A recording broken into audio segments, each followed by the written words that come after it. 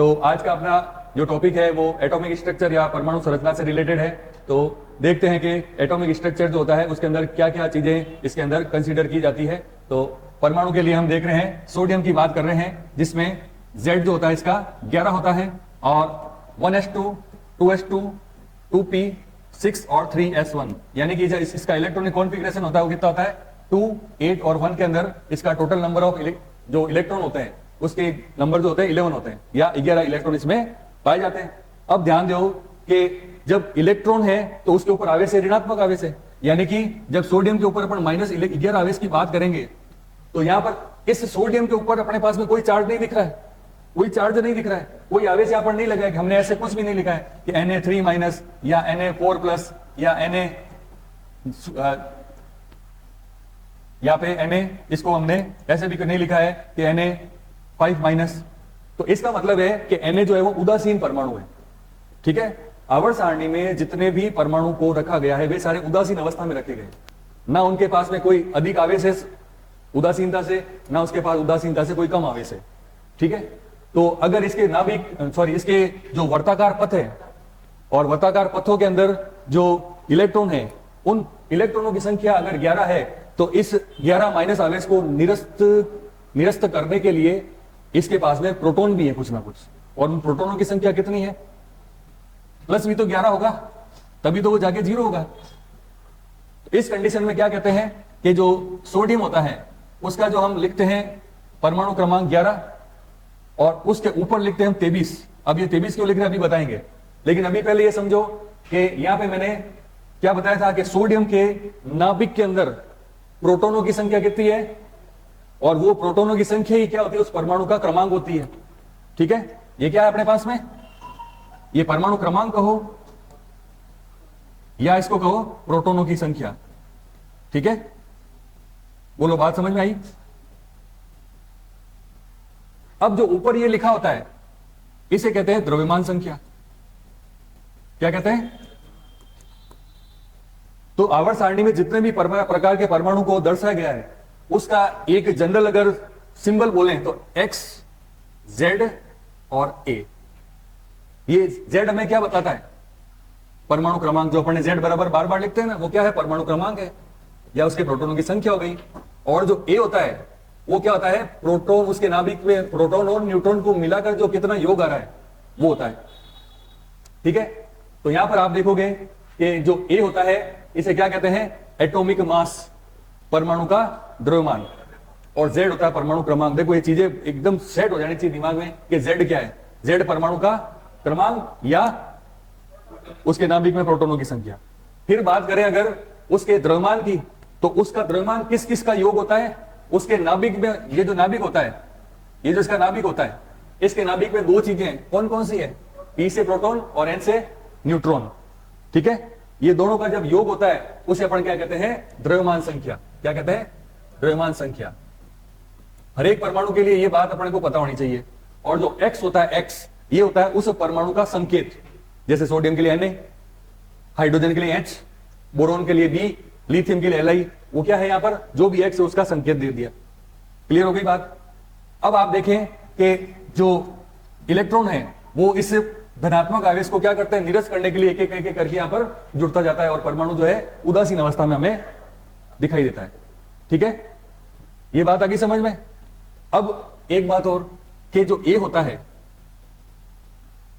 वो होता है प्रोटॉन और न्यूट्रॉन। इसे क्या कहा था अभी थोड़ी देर पहले, बोलो। इसको सम्मिलित रूप से एक नाम और दिया जाता है, न्यूक्लियॉन। क्या कहते हैं,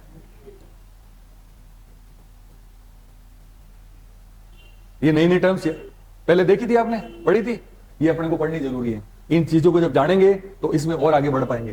तो बेसिक अपन क्लियर करेंगे तभी बड़ी बड़ी चीजों को अपन आसानी से कर पाते हैं। ठीक है, तो ये तो हो गई अब सोडियम की बात। ठीक है, अब इसके साथ में जो एक क्लोरीन परमाणु की बात करें तो इसका Z कितना होगा, क्लोरीन का Z पता है आपको, 17 होता है। कितना होता है, यानी क्लोरीन जो है आवर्त सारणी में कौन से नंबर पर आएगा, 17 नंबर पर आएगा। और इसका मैं विन्यास लिखूं तो 1s, 2s, 2p, 3s और 3p, यहां तक इसका कंप्लीट हो जाएगा। अब बताओ S के अंदर अधिकतम इलेक्ट्रॉन दो लिख दिए। अगेन एस आ गया, 2, पी आ गया, 6 हो गए, फिर एस आ गया, और यहां फिर पी आ गया, गिनती करो, 4 और 6 10 और 2 12, कितने बच गए? 5, 12 और 5 17 हो गए।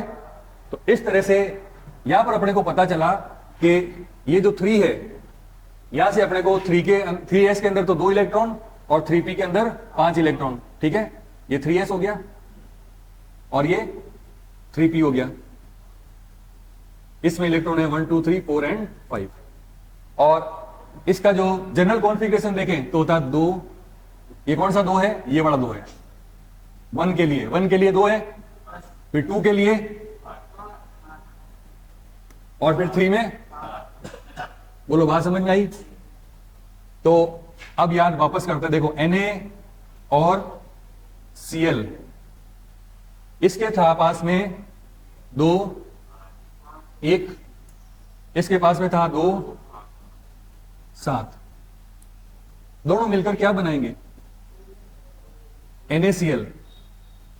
NaCl किसको कहते हैं? खाने वाले नमक को। वो हमें भौतिक रूप से आंखों के सामने दिखता है, सफेद रंग के कण होते हैं, क्रिस्टली होता है। क्रिस्टली और अक्रिस्टली की बात बाद में करेंगे। जो क्रिस्टल है वो धूप में ले जाओगे उसको, तो वो चमकेगा, चमकदार क्रिस्टल।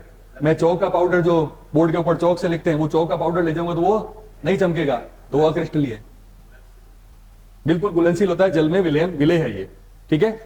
तो अब यहां पर हो रहा क्या है? एक्चुअल में देखा जाए तो Na और Cl के बीच में एक बंध का निर्माण हो रहा है। एक बंध में अधिकतम 2 इलेक्ट्रॉनों की आवश्यकता होती है। एक इलेक्ट्रॉन तो एक परमाणु का होता है, दूसरा इलेक्ट्रॉन दूसरा परमाणु का होता है, ठीक है। अब अगर मान ले कि नाइट्रोजन की बात करें तो नाइट्रोजन में जो है 3 बंध बनते हैं, ठीक है, लेकिन एक बंध में तो अपने को 2 इलेक्ट्रॉन ही चाहिए। अभी उसका प्रकृति है कि उन्होंने एक नियम का पालन किया, और वो नियम है अष्टक का नियम। अष्टक के नियम का मतलब है कि कोई भी तत्व अपने बाह्यतम कोश के अंदर कितने 8 इलेक्ट्रॉन चाहता है। अष्टक का नियम देने वाले वैज्ञानिक है न्यूलैंड। किसने दिया था? न्यूलैंड ने।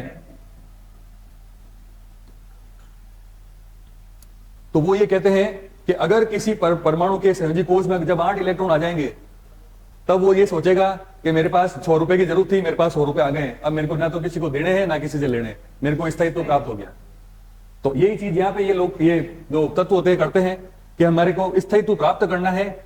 इसीलिए आप प्रकृति में जितने भी चीजें आसपास चारों ओर जो देख रहे हो भौतिक जगत में, चाहे वो रसायन हो, चाहे ये लकड़ी का तख्ता हो, चाहे कुछ भी हो, चाहे ये हो स्टाइलर हो, ये बोर्ड हो, इसमें जो एलिमेंट फ्यूज हुए हैं, जो एक साथ जुड़े हैं, उन्होंने अष्टक का पालन किया, और 8 इलेक्ट्रॉन जब उनके संयोजी कोश में बराबर हो गए, तभी उस यौगिक का निर्माण, तभी आपको ये सारी चीजें देखने को मिलती है, नहीं तो नहीं मिलती है, ठीक है। आपने कभी ऐसे सुना ही नहीं होगा NaPF6, ऐसा कोई अणु सुना ही नहीं होगा, क्योंकि यहां पर अष्टक के नियम का पालन नहीं होता है और 8 इलेक्ट्रॉन की पूर्ति नहीं हो पाती है।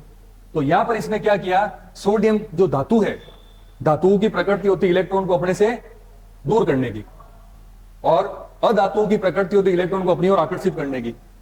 तो यहां पे क्या होता है कि जो एक इलेक्ट्रॉन है वो ये चाहता है, 2 चीजें हैं, या तो ये 7 इलेक्ट्रॉन कहीं से कैप्चर करे तो 8 होंगे, या इसके पास ये कंडीशन है ये 1 इलेक्ट्रॉन में कहीं कोई मांग रहा है तो उसको दे दूं जिसे मैं स्थायित्व में आ जाऊं।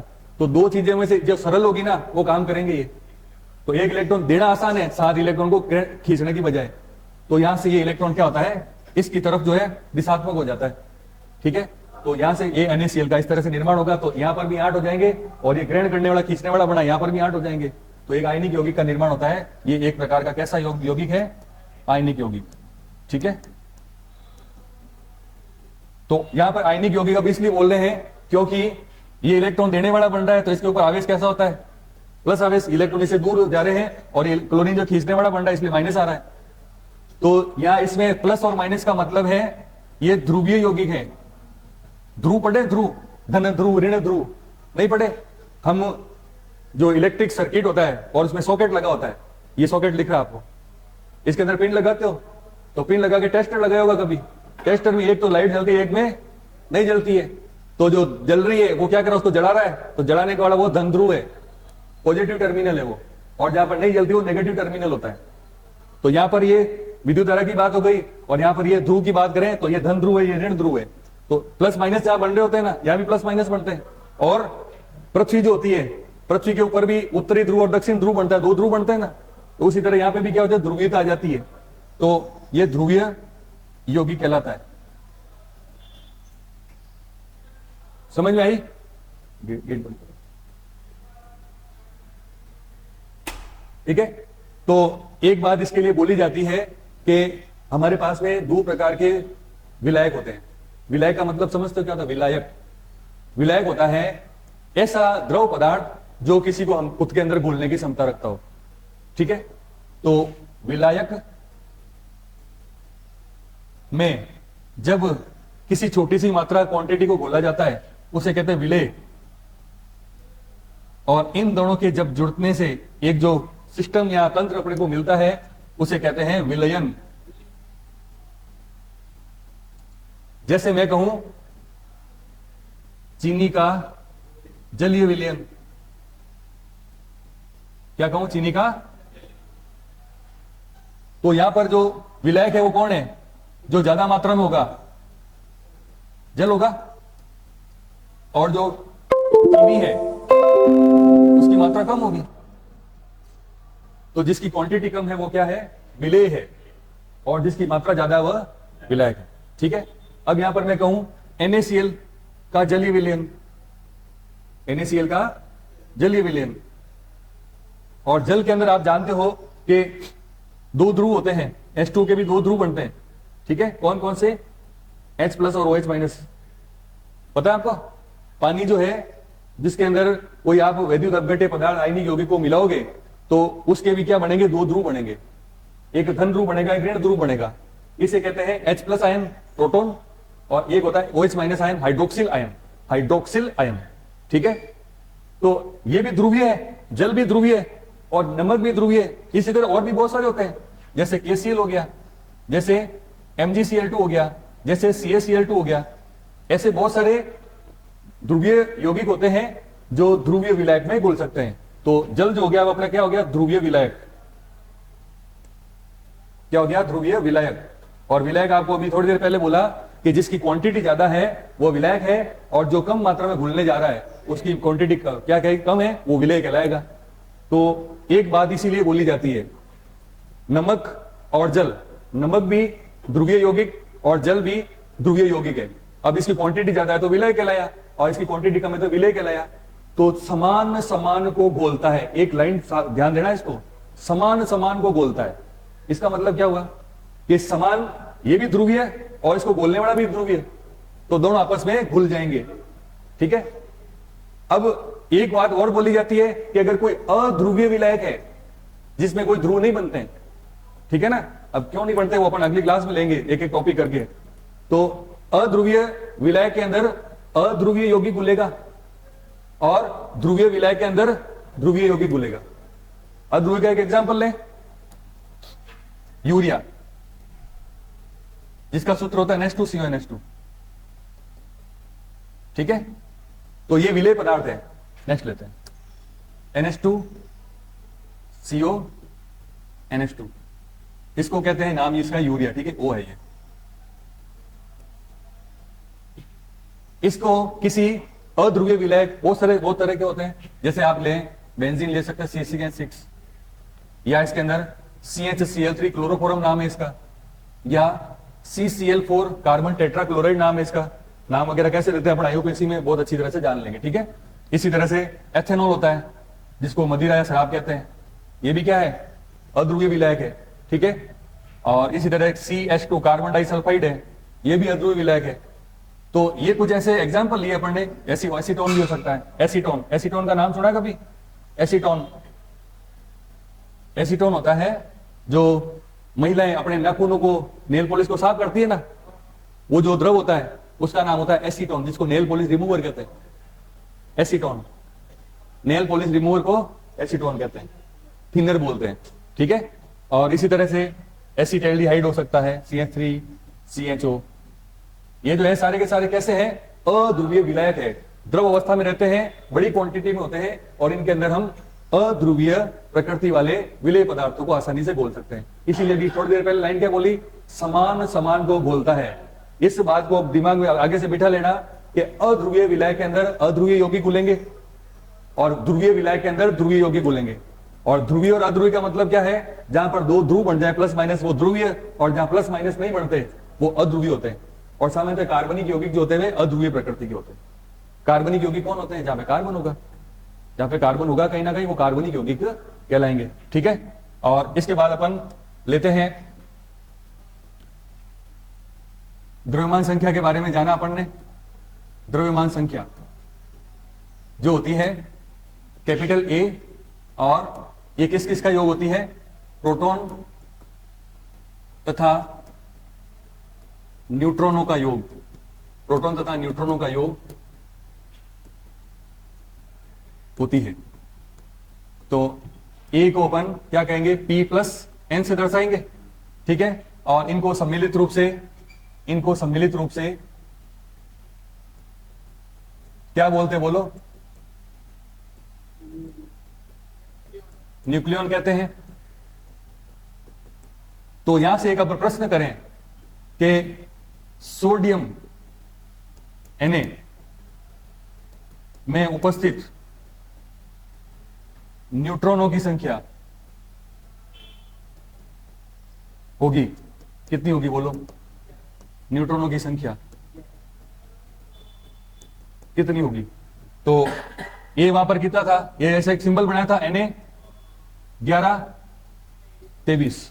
ठीक है, पूछा क्या है, न्यूट्रॉन, न्यूट्रॉन पूछा है, ये अपने को पता है, ये भी पता है ना, बोलो ये का मान कितना है, 23 है, बराबर P का मान कितना है, 11। पूछा क्या है, N पूछा है, तो N रख दो।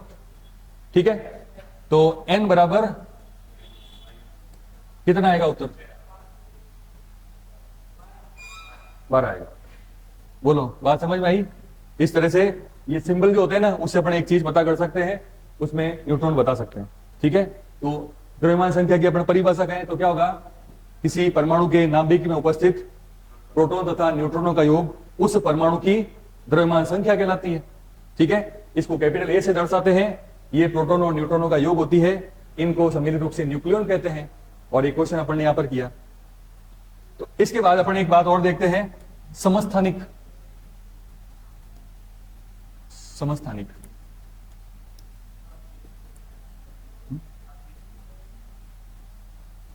एक ले लेते बस। समस्थानिक, देखो, एक समस्थानिक पढ़ेंगे, एक समभारिक पढ़ेंगे, एक सम न्यूट्रॉनिक पढ़ेंगे।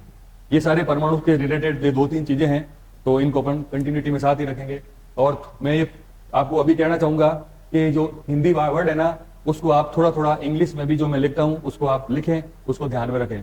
ठीक है, क्योंकि जब आप आगे बढ़ोगे ना बड़ी क्लासों की ओर, तब जो है आपको हिंदी में बुक्स जो है वो थोड़ी अच्छे उत्तर की नहीं मिलती है, तो आपको फिर वहां पे इंग्लिश टर्मिनोलॉजी आनी चाहिए। आप जो एग्जाम दोगे आगे जाके, वहां पर भी जो है समस्थानिक मिला आ जाए तो ठीक है, लेकिन आजकल क्या करते हैं कॉम्पिटिशन में, उसका हिंदी में लिखकर इंग्लिश वर्जन दे देते हैं। क्या दे देंगे, देखो, समस्थानिक को कहते हैं आइसोटोप। क्या कहते हैं, अब ऐसे वहां क्वेश्चन में लिख दिया आइसोटोप, फिर क्या करोगे, तो ये बहुत काम की चीज है। ठीक है ना, तो वहां ऐसे लिख देते हैं, कंपटीशन में जरूर ऐसा गड़बड़ होता है। वहां पे लिख दिया, वहां कोई एक्सक्यूज नहीं है, लिखा हुआ है वो करो, ऐसे हिंदी में लिख देंगे, इंग्लिश में ये लिख देंगे, नहीं पता होगा तो अपने नंबर कट जाएंगे। ठीक है ना, तो जब किसी एक ही परमाणु के परमाणु क्रमांक तो समान होते हैं,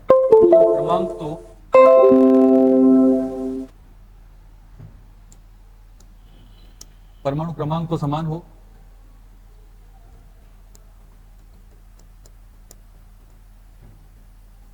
लेकिन द्रव्यमान संख्या भिन्न भिन्न हो, उन्हें क्या कहेंगे, समस्थानिक या आइसोटोप समस्थानिक कहते हैं।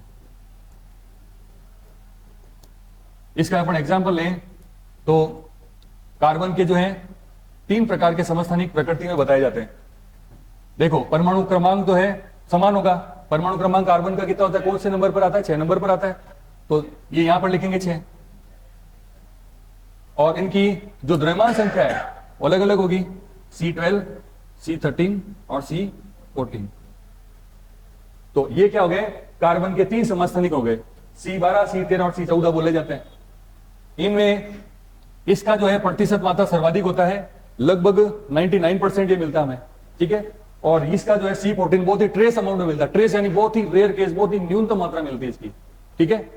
कई लाख टन इस क्या कहते हैं खनिज पदार्थ का निष्कर्षण करते हैं, तब जाके मिलीग्राम में मात्रा मिलती है C14 की, ठीक है। तो रेडियो सक्रिय भी होता है ये। और रेडियो सक्रियता जो होती है वो क्या होती है कि एक ऐसा परमाणु जो अपने में से लगातार ऊर्जा का क्या कर रहा है, उत्सर्जन कर रहा है विकिरणों के रूप में। तो किसी में से ऊर्जा कम हो रही है तो वो अपना आकार नियमित बनाए नहीं रख सकता, धीरे धीरे कम होता रहेगा, ठीक है। और जब कम होगा तो इसके लिए बोली जाती है ये क्या कहते हैं, रेडियो सक्रियता और अर्धायुकाल, आपस में दोनों जुड़ी हुई चीजें, अर्धायुकाल। तो कोई परमाणु अपने मूल आकार का कितने समय में आधा रह जाए, ये बात, ये मूल था आधा रह गया, तो इसके लिए मिलेगा T12, पहला अर्धायुकाल। हाफ का मतलब अर्ध होता है और T मतलब काल होता है, तो इसको कहते हैं अर्धायुकाल। कि कोई परमाणु जो है कितने समय में अपने मूल आकार का आधा रह जाए, उसे अपन क्या कहते हैं, अर्धायुकाल, जितना समय लगा। अब अगला T आप कहेंगे तो फिर ये अब अपने मूल का जो आधा रह जाएगा, ये समझ आ रही बात। तो इस यहां से यहां तक आने में कितने अर्धायुकाल लग गए, एक ये एक दूसरा, ठीक है। अब ये अपने मूल का और आधा रह जाए तो ये आकार दिखेगा अपने को, तो यहां पे ये फिर से T12। तो एक रेडियो समस्थानिक जो होता है उसके पूर्ण रूप से प्रकृति में विलुप्त होने के लिए लगभग जो है 10 अर्धायुकाल लगते हैं। आधे से आधा और आधे से आधा और आधे से आधा, जैसे जैसे आगे बढ़ेगा तो लगभग 10 अर्धायुकाल लगते हैं। और ये जो होता है इसका उपयोग करते हैं जीवाश्मों के अध्ययन के लिए, कि जीवाश्म जो खोद के निकाला है वो कितने करोड़ों साल पुराना है, क्योंकि इसका अर्धायुकाल जो होता है लगभग जो होता है 5770 वर्ष होता है। कितना बड़ा टाइम पीरियड है, इसीलिए इसका उपयोग क्या कहते हैं जीवाश्मों के अध्ययन के लिए किया जाता है, ठीक है।